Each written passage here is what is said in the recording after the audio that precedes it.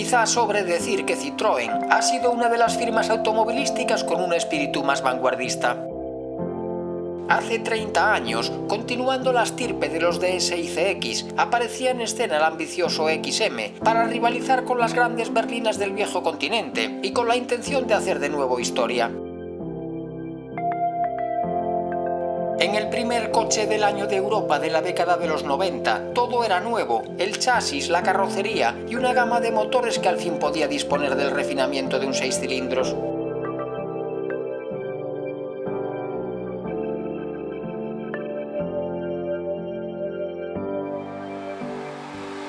La perfilada silueta de dos cuerpos entroncaba con la mejor tradición de la marca y la electrónica aplicada a la suspensión hidroneumática, su principal innovación, garantizaba un comportamiento formidable.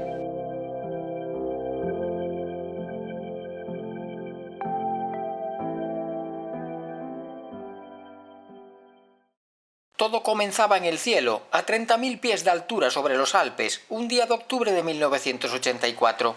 Tras reunirse con altos dirigentes de Citroën, Marc Deschamps, responsable de estilo de Bertone, garabateaba en su cuaderno de notas en su vuelo de regreso a Turín, lo que podría ser un futuro alto de gama que los franceses acababan de encargar a su estudio. El carrocero italiano no sería el único invitado en el desarrollo de las formas del programa conocido inicialmente como V80. Los dos equipos de diseño del grupo PSA sugieren unas líneas muy continuistas, en la línea de lo ya conocido, por lo que serían rechazadas, al igual que la maqueta presentada por el genial Marcello Gandini. La propuesta de Bertone, que ya había diseñado el BX precisamente con el propio Gandini al frente, sería finalmente la seleccionada por Citroën. El interior, de corte clásico, sin embargo llevaba el sello del centro de Poissy, descartándose esta vez los que incluían un sistema de proyección holográfica de la velocidad y del régimen del motor. Dejamos por un momento de casi 3 años, que los ingenieros, los estilistas y los cientos de técnicos involucrados en esta causa continúen minuciosamente su trabajo. En el verano del año 87, l'Auto Journal desvelaba el que se bautizaba con toda lógica como DX, ya que debía sustituir al veterano CX presentado en 1974, unos meses antes de que Peugeot comenzase a hacerse con el control de Citroën. Se apunta, y esta vez con acierto, que dispondría de una revolucionaria suspensión inteligente o activa y de un motor de 6 cilindros de origen PRV. A juzgar por las fotos espía, que también publicará Autopista, el futuro de X se encuentra en un estado muy avanzado de desarrollo, por lo que se espera su llegada a finales del año 88, compartiendo plataforma con el algo más lejano Peugeot 605. Citroën le asigna el nombre de XM todavía en diciembre de ese año, ya que según sus responsables, no será simplemente una mera continuación en la gama. Este modelo simboliza una renovación, un guiño al pasado y una proyección al futuro. El primer coche francés que podría inquietar a Mercedes y BMW debería para ello mejorar sustancialmente al CX en calidad de realización, aerodinámica, habitabilidad, versatilidad e innovación. Las primeras informaciones oficiales se publican en los medios en marzo de 1989, coincidiendo con la celebración del Salón de Ginebra, a donde los franceses toman la decisión de no asistir, para que su preciada creación no comparta protagonismo con ninguna otra. Las dimensiones del XM crecen ligeramente respecto a las del CX, aunque no lo parezca, y en ella pueden observarse ciertas alusiones al grandioso Coupé SM con motor Maserati. Pero lo más destacado en la carrocería de este genuino Citroën, destinado no solo a seducir a los fieles adeptos a la casa de los dos chevrones, es la presencia de un portón trasero, ausente en los DS y CX, que aumentaba notablemente la practicidad de uso. El empleo en primicia mundial de unas ópticas de superficie compleja, de mayor eficacia y menores dimensiones, permitía optimizar la aerodinámica, cuyo afinado coeficiente CX descendía hasta alcanzar un valor de 0,28 en las versiones de 4 cilindros. En el amplio interior se apostaba por la calidad y, como ya se apuntaba, se abandonaba la originalidad de los mandos tipo satélites del CX, siendo la única concesión a la tradición el volante monobrazo. Otra de las novedades que incorporaba este compendio de alta tecnología estaba destinada a mitigar los efectos negativos derivados de la utilización de la quinta puerta. Así, una curiosa segunda luna trasera permitía aislar térmica y acústicamente a los pasajeros del exterior en el momento de abrir el maletero, con unos resultados equivalentes a los de cualquier sedán de 3 volúmenes. En el apartado mecánico, la principal innovación sería la suspensión hidroneumática inteligente, bautizada por la marca como Hidractiva, capaz de adaptarse instantánea y automáticamente, con la ayuda de la electrónica, a las condiciones de la carretera y al estilo de conducción. La llegada del XM traía consigo el fin de los últimos motores de origen Citroën, los veteranos 4 cilindros con árbol de levas lateral y de los más modernos Dubrin de inferior cilindrada. Suponía también el retorno de los 6 cilindros a lo más alto de la oferta del constructor, tras el cese de los SM en 1975. Todos ellos serían profundas evoluciones de los ya existentes en el banco de órganos de PSA. El 2 litros, desarrollado a partir de los XU de 1905 centímetros cúbicos, contará respecto a estos con un bloque de fundición de paredes finas, mientras que en el PRV de 6 cilindros, cuyo cubicaje subía hasta rozar los 3 litros, se instalaba un árbol de equilibrado y un nuevo sistema de inyección. En los diésel, por primera vez en la historia de la automoción, se adoptaba una culata multiválvulas, en este caso de 3 válvulas por cilindro, 2 de admisión y una de escape. Los propulsores más modestos dispondrán de una dirección asistida convencional, mientras que el V6 contará con el mecanismo Diravi, estrenado en los SM y popularizado en los CX, con asistencia degresiva con la velocidad y dotada de autocentrado automático. Las variantes de gasolina se presentaban en su país de origen el 23 de mayo de 1989, mientras que en el resto de los mercados europeos no llegarían hasta pasado el verano, con el fin de poder corregir fácilmente las posibles deficiencias detectadas por los usuarios franceses. El proyecto V80, más tarde denominado I30, había supuesto una importante inversión para PSA de unos 150.000 millones de pesetas, equivalentes en la moneda actual a unos 2.000 millones de euros. Muchos de los cuales se destinarían a acondicionar la modernísima factoría de Rennes, donde la producción en serie, robotizada en más de un 65%, había comenzado durante el mes de abril. Las ambiciosas previsiones de ventas se cifraban en unas 100.000 unidades al año, más de la mitad de las cuales deberían comercializarse en su propio mercado, cuadriplicando las entregas de los últimos CX. Su principal rival, al menos en el ruedo galo, sería sin duda el Renault 25, que había recibido una importante actualización hace unos meses, pero en la lista de posibles contrincantes figuraban también lo mejor que eran capaces de ofrecer en esta distinguida categoría, fabricantes italianos, japoneses, suecos, británicos y alemanes, ya fuesen generalistas o especialistas en el segmento, lo que ahora denominaríamos premium. Antes de que finalice esa temporada, el XM es elegido coche del año en Europa para 1990, como hacía 15 primaveras había sucedido con el CX, al imponerse con claridad ante el soberbio Mercedes SL y el renovado y crecido Ford Fiesta. El señor de la carretera hacía su aparición en España en los últimos días de la década de los 80, consiguiendo Citroën matricular 307 ejemplares antes de que finalizase ese año 89. Llega a nuestro país cuando en Francia se han comercializado más de 20.000 unidades y tras haber recibido diversos galardones, entre ellos el prestigioso Volante de Oro, concedido por la prensa alemana. Aquí se prescinde de la versión básica de 2 litros y carburación, de 115 caballos y largos desarrollos, siendo los dos principales argumentos de venta la tecnología y el equipamiento. De este modo, Citroën Hispania decide traer inicialmente los XM con mayor nivel de dotación, que será idéntico para ambas motorizaciones de gasolina, y en el que se incluye la suspensión hidractiva, los frenos ABS, las llantas de aleación y el aire acondicionado. El primer año de la nueva década será el de mayor éxito comercial de este Big Citroën, también uno de los más prolíficos en cuanto a novedades mecánicas. En abril se produce el desembarco en España de las dos motorizaciones de ciclo diésel. La sobrealimentada, de 110 caballos, estará asociada a la conocida terminación Grand Lux de los 4 cilindros de gasolina, aunque con el ABS opcional, mientras que en el caso de la atmosférica de 83 aparece un nuevo acabado. El Lux, con una dotación más reducida, al prescindirse, al menos de serie, del antibloqueo de frenos, de la suspensión hidractiva, de las llantas de aleación ligera y de la pintura metalizada. En junio se presenta en los concesionarios nacionales el 2 litros Lux, lo que permitía al fabricante anunciar un XM por un precio final de poco más de 3 millones de pesetas, y un mes más tarde comienzan aquí las entregas de las variantes automáticas, en un mercado en el que solo el 0,4% de los coches matriculados el año anterior disponían de este tipo de transmisión.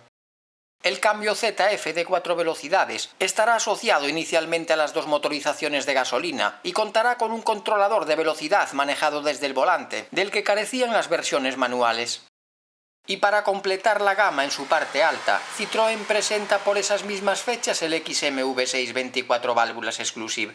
Un embajador de lujo para esta burguesa familia que no solo gozará de un mayor dinamismo, sino que dispondrá de un equipamiento más copioso y de una terminación todavía más cuidada.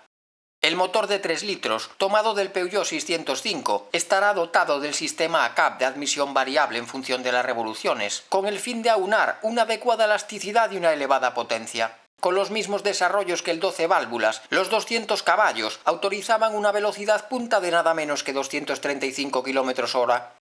A España llega en noviembre superando los 5,5 millones de pesetas, con un equipamiento que incluía en ese precio las inserciones en madera, el volante forrado en cuero, como el resto del habitáculo, un climatizador con nuevos mandos y display, indicador de la temperatura del aceite, pretensores en los cinturones de seguridad delanteros y un apoyabrazos central cuya altura sería regulable eléctricamente.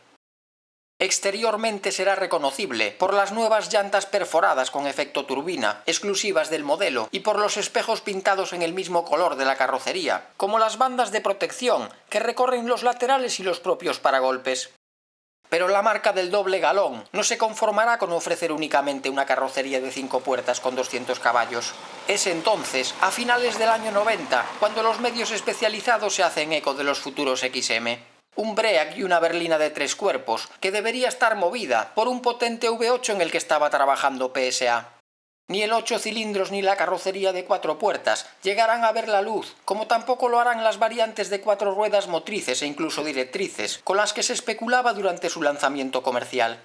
Sin embargo, la práctica variante BREAC hacía acto de presencia en el otoño de 1991 en el Salón de Frankfurt, junto con otros familiares de alto standing, presentados por Audi, BMW o Ford. Fabricado por el carrocero francés Heuliez, el BREAC hacía su aparición en España durante la primavera de la siguiente temporada. Mantenía en esta ocasión la distancia entre ejes de la berlina, siendo 25 centímetros más largo y 5 más alto que esta, suficientes para que los galos pudiesen anunciar una capacidad de carga de más de 700 litros con los asientos traseros en posición normal y más de 2 metros cúbicos al abatirlos. Aunque a diferencia de su predecesor con su mismo tipo de carrocería, el XM dispondrá de solo 5 plazas en lugar de las 8 del CX familiar. Para cubrir el hueco entre los 122 caballos del motor de 4 cilindros en versión catalizada y los 170 del V6, los franceses presentaban en el Salón de París celebrado en septiembre del año 92 el XM Turbo CT. Estas dos letras significaban Constant Torque o par constante, ya que el valor del par máximo permanecía constante entre las 2200 y las 4400 revoluciones por minuto, régimen al cual se obtenía la potencia máxima oficial de 145 caballos. Tal despliegue de elasticidad permitía que este 2 litros superase a la versión de 6 cilindros, a la hora de medir no solo las recuperaciones sino también las aceleraciones. Este turbo de baja inercia aparece con las llantas tipo estrella, estrenadas en el BREAC un año antes, y con un nuevo volante de 2 radios, que podía estar dotado como su precursor monobrazo de los mandos del equipo de audio. Desde 1991, el señor de la carretera, de la tecnología y de la belleza, comienza a sufrir los primeros fallos de una dilatada juventud, con el consecuente desplome de sus ventas. Padecerá, en palabras de la revista L'Auto-Journal, las consecuencias de una falta de rigor en el montaje durante las 2 primeras temporadas de fabricación. Los fallos en los elevalunas, los mandos de los asientos eléctricos, la climatización o el ordenador de a bordo se deben en la mayoría de los casos simplemente a los conectores del cableado defectuosos. Estas deficiencias se irán solucionando en los servicios oficiales y a medida que la producción continúa, pero la reputación del XM está herida de muerte. ¿Quién recordaba en estos tristes momentos las declaraciones de los máximos dirigentes de la empresa, cuando destacaban la excelente imagen de marca de Citroën en el mercado alemán, situada solo por detrás de la de BMW y Mercedes? ¿Quién se acordaba de la carrocería galvanizada o electrocincada, que ahora no se oxidaba, de las lacas y barnices de primerísima calidad, o del empleo durante su concepción del Cray WMP14, una de las 20 computadoras más potentes del planeta? De poco parecía haber servido la operación Daniel, mediante la cual las 100 primeras unidades fabricadas habían recorrido 3 millones de kilómetros en 3 meses, con el fin de detectar posibles anomalías y corregirlas a tiempo. Para subsanar esta desafortunada situación, Citroën decide renovar el XM a mediados de 1994 y lo hace con la denominada Fase 2, que formará parte de su gama 95. Las modificaciones serán de menor entidad en el exterior, pero más profundas en el habitáculo y en lo referente a la mecánica. En el frontal las ópticas están rediseñadas y se adopta una calandra más prominente, con los chevrones integrados en posición central. Los espejos retrovisores, pintados del mismo color que el resto de la carrocería, serán más grandes y de formas más redondeadas. Se incluyen nuevos embellecedores de las ruedas en las versiones inferiores, y en la zaga aparece un alerón en forma de labio, más discreto, mientras que la grafía con el nombre del modelo imitará la empleada en los Santia. Una vez dentro, podremos ver que el salpicadero suavizará sus formas con unas líneas más convencionales y sin aristas, y que se agrupan los interruptores de nuevo diseño, en torno a la zona central. Se adopta también un volante de 4 radios, dotado al fin de airbag, que será incluido de serie en las 3 terminaciones disponibles, SX, VSX y Exclusive, al igual que las barras de protección en las puertas y los pretensores de los cinturones. La suspensión podrá ser ahora la Iractiva 2 presentada en el Santia, que primará la suavidad de marcha incluso en el modo Sport, y el eje trasero contará con efecto autodireccional, como el de los ZX y los Santia, lo que mejorará la agilidad en las zonas más viradas. Bajo el capó aparecen interesantes novedades. Como versión de acceso se ofrece un 2 litros de 16 válvulas y 135 caballos, que sustituye al anterior de 8, mientras que el Turbo CT aumenta su potencia hasta los 150, manteniendo su característica elasticidad. Respecto a los alimentados con gasóleo, desaparece el atmosférico y se incluye un turbodiesel de 2,5 litros con árboles de equilibrado, presentado hace unos meses en el 605, capaz de rendir 130 caballos y de atravesar la barrera de los 200 km/h. Para enmendar la plana de la maltrecha fiabilidad de su alto de gama, Citroën anuncia, como no, que en el remozado modelo se emplean unas conexiones eléctricas rediseñadas. Sin embargo, el fabricante ahora centenario no acabaría de apostar totalmente por el cuestionado XM. La suspensión activa, que reduce mágicamente el balanceo, se instalará únicamente en el reciente Santia, y el nuevo motor V6 desarrollado conjuntamente entre PSA y Renault llegará primero a su hermano menor, al igual que la caja de cambios autoadaptativa. Estos dos elementos se presentarán en nuestro protagonista en noviembre de 1997, cuando se lleve a cabo la última modificación de importancia. El moderno 6 cilindros de 24 válvulas, ahora 60 grados, rendirá 194 caballos y reemplazará a los conocidos de 170 y 200, con un menor consumo y con mejores prestaciones. Este propulsor podrá estar asociado a la caja de cambios autoactiva, con 12 leyes de paso seleccionables automáticamente en función del estilo de conducción y dotada de 3 programas de funcionamiento. La gama se simplifica en cuanto a versiones, desapareciendo el acabado VSX, pero el equipamiento se enriquece. La seguridad pasiva da un paso hacia adelante con la inclusión de los airbags laterales, ofrecidos de serie en los 2 acabados disponibles, y que se añaden al del acompañante, incorporado también sin coste desde comienzos del año 96. El proyecto del automóvil que había sido imaginado en el cielo, el sucesor de los millonarios DS y CX, contemplaba la fabricación de al menos 500.000 unidades, pero tan solo unas 330.000 saldrían de la planta de Rennes hasta mediados de 2000. A finales de ese año, el Citroën C5 pretende reemplazar simultáneamente al XM y al Santia, aunque el verdadero espíritu de este alto de gama no resurgiría hasta la llegada del C6 en 2006.